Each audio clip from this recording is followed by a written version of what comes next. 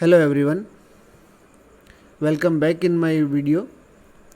आज इस वीडियो के अंदर मैं आपको all India council for technical education AICTE की तरफ से जो स्कॉलरशिप स्कीम्स अवेलेबल है इंजीनियरिंग और डिप्लोमा स्टूडेंट्स के लिए, उनके बारे में बताता हूँ।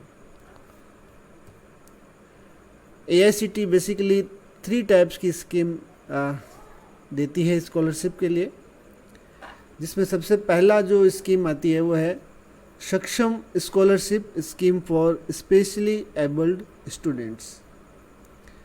सेकंड स्कीम जो है वो है AICTE स्वनाथ स्कॉलरशिप स्कीम, और जो थर्ड जो स्कीम है that is Pragati scholarship scheme for girls students. ये 3 डिफरेंट टाइप की स्कॉलरशिप स्कीम्स हैं जो AICTE देती है इंजीनियरिंग और जो डिप्लोमा स्टूडेंट्स हैं उनके लिए।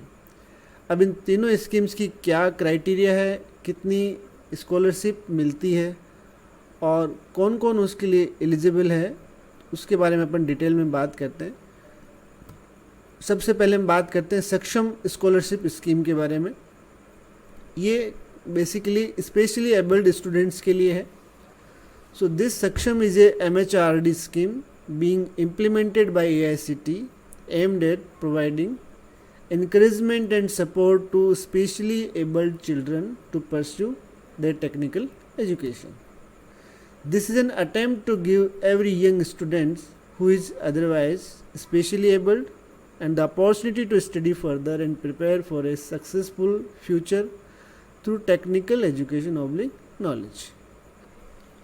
इस स्कीम के लिए जो एलिजिबिलिटी क्राइटेरिया है वो ये है, the candidate should be admitted to first year of degree और डिप्लोमा लेवल कोर्स और सेकेंड ईयर ऑफ डिग्री और diploma level course through lateral entry in any of the AICTE approved institution of respective year. अगर आप engineering की बात करते हैं तो फर्स्ट ईयर के अंदर, और अगर लैटरल एंट्री के थ्रू आपका एडमिशन हुआ है तो सेकेंड ईयर से ये इम्प्लीमेंट हो सकता है।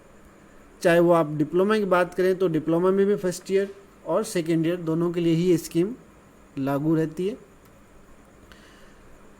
ये स्पेशली एबल्ड स्टूडेंट कौन कौन इसमें कवर होंगे, उसके लिए कंडीशन रहेगी having disability of not less than 40%। 40% से कम उसकी डिसेबिलिटी नहीं होनी चाहिए, वही इसके लिए एलिजिबल रहेंगे। और उनकी जो फैमिली इनकम है वो 8 लाख पर एनम से ज़्यादा नहीं होनी चाहिए। इसके लिए आपको एक वैलिड इनकम सर्टिफिकेट भी देना होगा।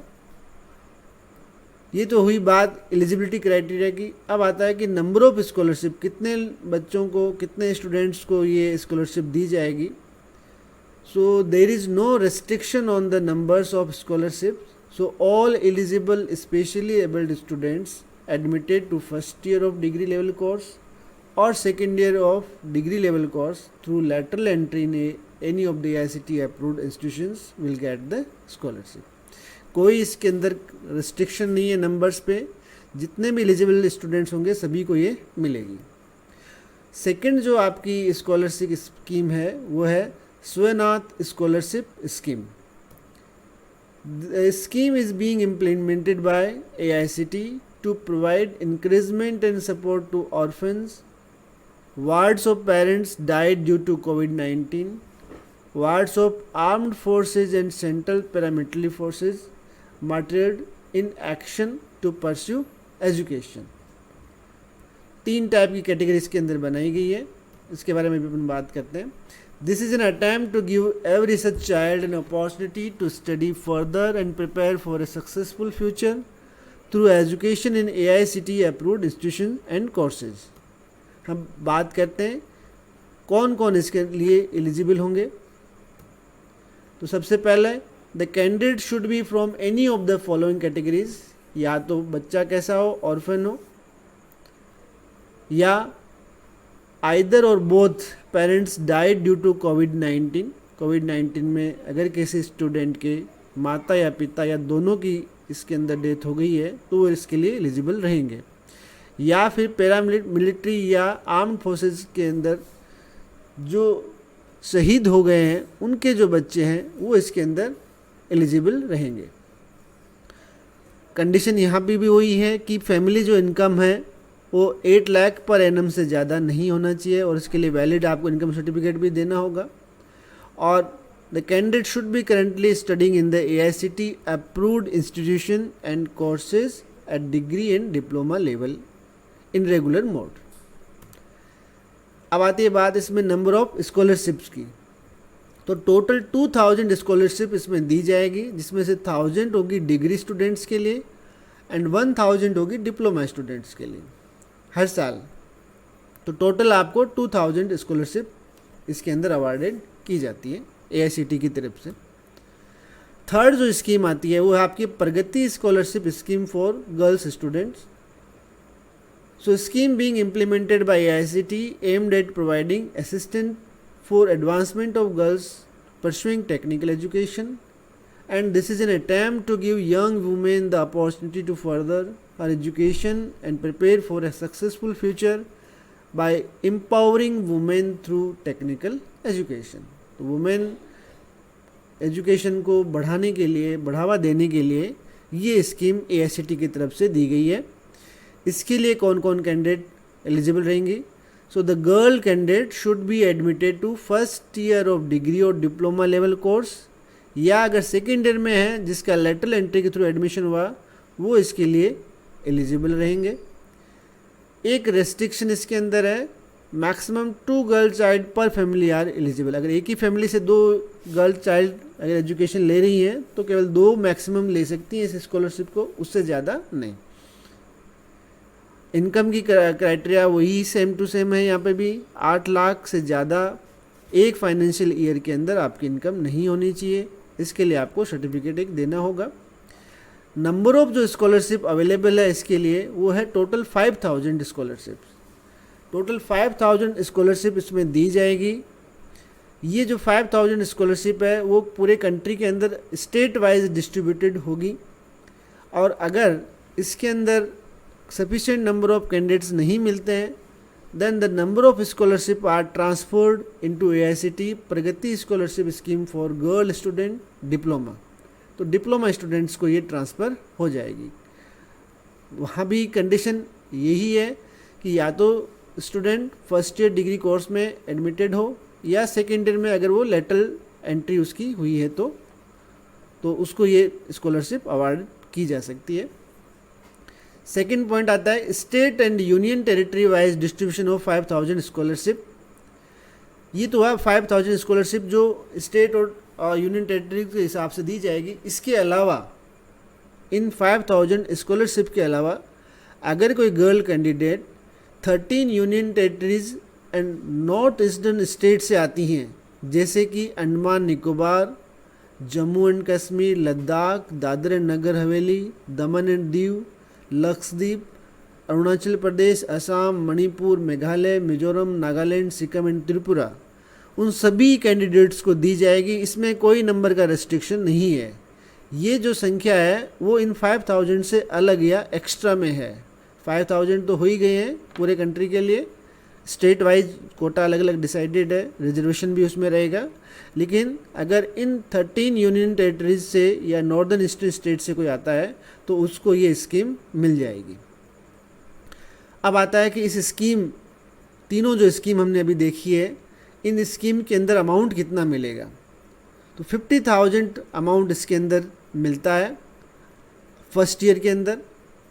तो मैक्सिमम आप 4 साल के लिए हर साल आपको 50,000 रुपये मिलता है, और अगर आपका एडमिशन सेकेंड ईयर में हुआ है तो आपको 3 साल के लिए ये 50,000 का अमाउंट मिलेगा। अब ये जो अमाउंट है वो लगभग किसके लिए दिया जाता है? For the payment of college fees, purchase of computer, stationeries, books, equipments and software. इनके अलावा हॉस्टल चार्जेज और मेडिकल एक्सपेंसेस के लिए अलग से कोई ग्रांट आपको नहीं दी जाती है। केवल आपको ये जो 50,000 है ये फिक्स अमाउंट रहता है, पर ईयर आपको मिलेगा, जिनमें से आप ये ऊपर वाले काम कर सकते हैं। इन सब के लिए जैसे कि आप कंप्यूटर परचेज करते हैं तो आपको कोई डॉक्यूमेंट्री प्रूफ देने की रिक्वायरमेंट नहीं है, या यूँ कहें कि आपको बिल प्रेजेंट करने की ज़रूरत नहीं रहेगी। आपको 50,000 अमाउंट पर एनम मिल जाएगा। ये तीनों स्कीम के लिए एप्लीकेबल है। तीनों स्कीम का अमाउंट सेम है, 50,000 per annum for every year. अगर आप 4 साल के लिए कर रहे हैं तो हर साल आपको 50,000 रुपये मिलेंगे। Now the criteria of selection. So the selection of candidate will be carried out on the basis of merit of qualifying examination. अगर आपने फर्स्ट ईयर में एडमिशन लिया है और अगर या लेटरल एंट्री के थ्रू आप सेकेंड ईयर में एडमिशन लिया है तो आपका जो क्वालिफाइंग एग्जामिनेशन है, जैसे कि 10+2 है या कोई इक्विवेलेंट एग्जामिनेशन है, उसके जो परसेंटेज ऑफ मार्क्स है वो बेस रहेगा इसके अंदर सिलेक्ट करने का। नेक्स्ट आता है इसके अंदर स्टेट और union territories wise merit list will be prepared as per number of scholarship allotted to different states. तो हर एक स्टेट के लिए नंबर ऑफ जो स्कॉलरशिप अवेलेबल है वो अलग अलग है, तो हर एक स्टेट वाइज इसकी मेरिट लिस्ट बनेगी और उसके अकॉर्डिंग ये स्कॉलरशिप अलॉट की जाती है। अब आता है प्रोसीजर फॉर अप्लाइंग, कैसे अप्लाई करें इसके लिए।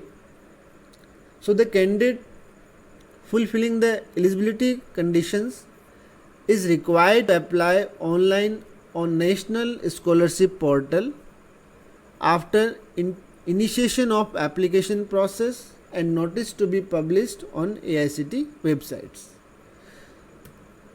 The host institution where the candidate is studying required to verify the online application, ये second step होगा। Third step, the Department of Technical Education of respective state or union territory will verify these applications as second level of scrutiny. तो 3 इसके अहम steps हैं। पहला step आपका रहेगा कि आपको नेशनल स्कॉलरशिप पोर्टल पे जाकर सबसे पहले आपको रजिस्ट्रेशन करना पड़ेगा और उसके बाद आपको वहाँ पे अप्लाई करना होगा। अप्लाई करने के बाद आपका जो होस्ट कॉलेज है जहाँ से आप एजुकेशन ले रहे हैं वो आपकी एप्लीकेशन को वेरीफाई करेगा और फिर जो स्टेट का जो टेक्निकल एजुकेशन डिपार्टमेंट है उसके तरफ से स्क्रूटनिंग की जाएगी। ये टोटल प्रोसीजर होगा अप्लाई करने के लिए। तो आइए अपन इस वेबसाइट पे चलते हैं, नेशनल स्कॉलरशिप पोर्टल के ऊपर, और इस प्रोसेस को एक बार चेक करते हैं।